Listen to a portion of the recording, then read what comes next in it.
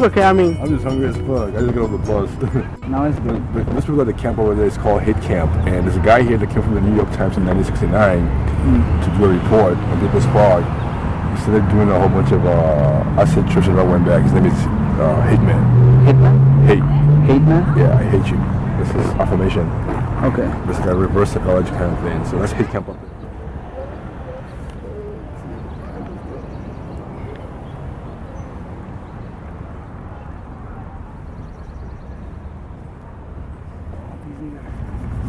I didn't go out, people.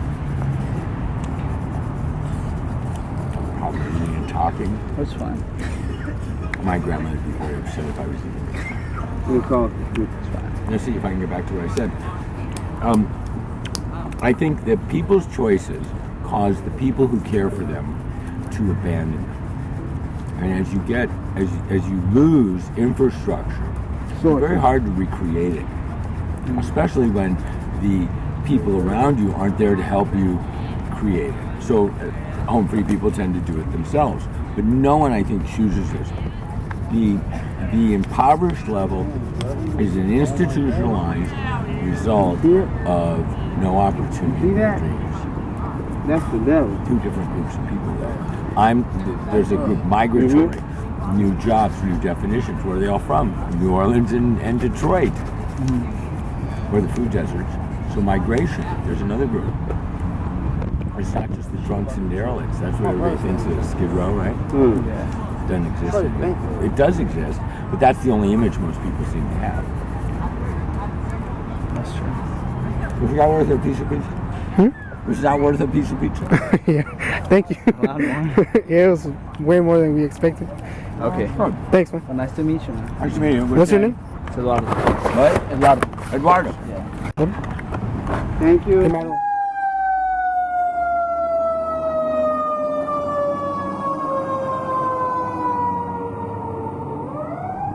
Alright, so I think this country was founded trying to get away from poverty and homelessness. You know, like the king over there, Caesar over there, he used to tax people. If they couldn't pay their taxes, he'd put them in jail. So a lot of people came over here to get out of criminalhood, you know, out of poverty. You know what I mean? So in essence, like today they have like laws against people. They call it like poverty laws. Like if you ain't got nowhere to sleep, and you sleep right there, you might piss somebody off because you're sleeping right there. But if you don't have nowhere to sleep, it's like, you know, a lot of the individuals we interviewed so far, so they basically said, why do you think I'm homeless? As we approached them, we would ask them, are you homeless? They would say, no, we're home free. As the first individual we encountered, we basically asked them, and he basically gave us another definition of being homeless than what we think, because I think we approach them more as a stereotype of what society thinks homelessness really are. And also we've approached people who think they're who we think they're homeless, but they're really not. We're basically stereotyping the people who are here around Berkeley. But I think that society manipulated us to actually think that way. We have been looking at homeless in the stereotypical way. And when the guy asked us, what makes you think that I'm a homeless? I was kind of like scared to answer him, and it's true. We look at them, and since they look dirty or they look incapable of doing a job or something, we just look at them and we automatically consider them homeless and people that need Support. People that need support, yeah. But I mean, the guy was saying that he didn't choose to be homeless, you know. It was something that was just like brought onto him by circumstances that were pretty difficult, and that could have been like something that he couldn't avoid, you know. And yeah, the guy, I mean, this really opened my eyes because I get to see their view, and I could see other people's views that I might have not seen before.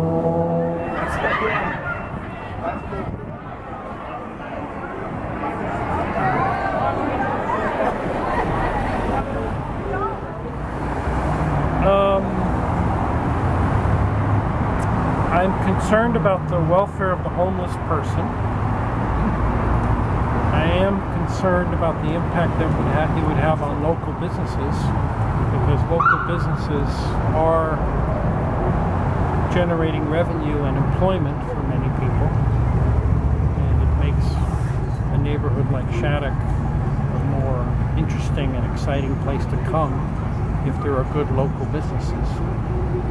Do you think that, for example, homeless people that are musicians, do you think that it also might help businesses as people come to see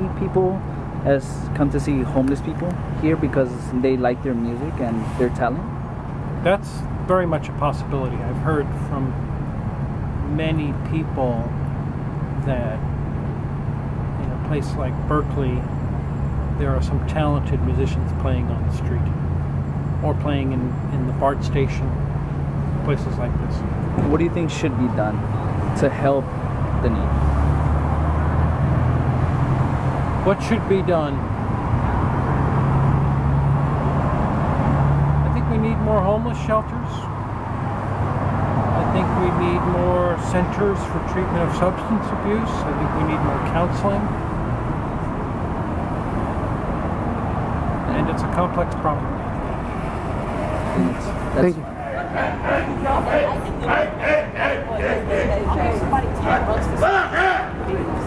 It's on the internet. So what do you think is a problem here in Berkeley because of homeless people? Is it a problem? Yes. I don't know. Actually, I have a history of being homeless in Berkeley. Yes. I'm not anymore. And it was a good starting point. You know, you drive into town and you got a place to camp out, and it was pretty relaxed back in the 70s. But then I moved up. You know, you had shared housing was real common in Berkeley in the 70s, going into the 80s, and in fact, it used to be called the open ward because everybody knew everybody else was crazy, and you got into a crazy group house and people worked their stuff out. You know, it's okay. It was good therapy. So what made you want to become better and kind of stop wanting to be homeless? What made you want to get away from it? Oh, get away from it. Well, I mean, I had plenty of advantages. Like I went to UCLA, and you know, I mean, it was just a self-selected situation that I, you know. If you don't mind me asking, what caused you to be homeless? What caused me to be homeless? Oh, well, I just arrived from the Midwest. Well, I went LA, Midwest, San Francisco. It just takes time to get settled in, and I wasn't really looking for a job. I ended up doing a flea market business. And of course, you know, in time you need storage space, and as I said, the shared housing situation in Berkeley was perfect for me. So I wasn't homeless for that long, really, and it was more like a transition state, and it wasn't because of deep mental problems, or you know.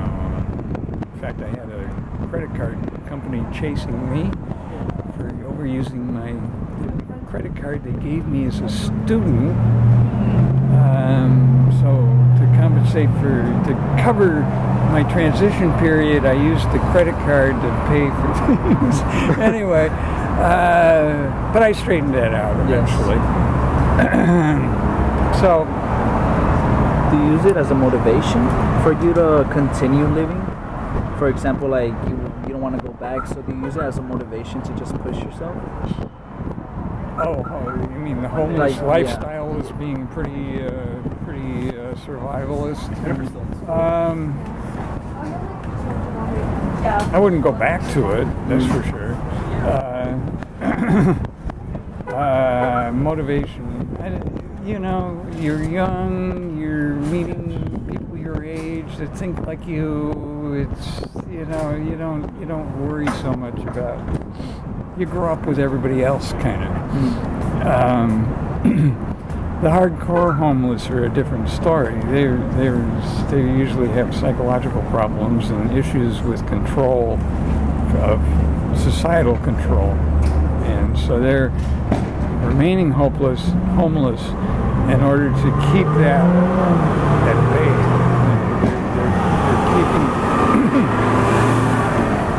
I know a guy in Oakland, Grand Lake area, and he's been diagnosed and grew up in a foster home, and he just is so angry at what happened to him that he's locked into this blame thing.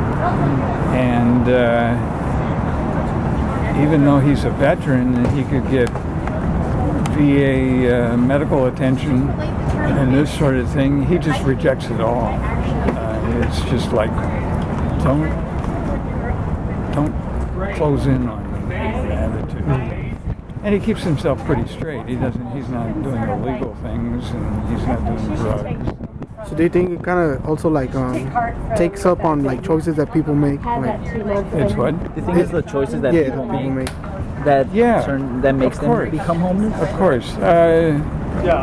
There's psychological issues like schizophrenia. The guy has schizophrenia, and that means that he can't be realistic about his choices. So he just has this blame thing. He's picked out his targets that he blames for the situation, and he remains kind of locked into that explanation for his situation. So he's really unapproachable, but he may be a little out of the norm, even for a street person, in the fact that he's really really honest, and he's content with his situation.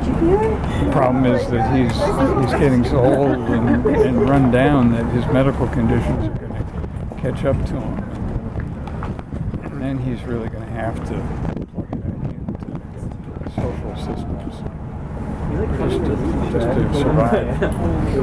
Oh, I think of homelessness is like, it's like an unsafe environment for like homeless people.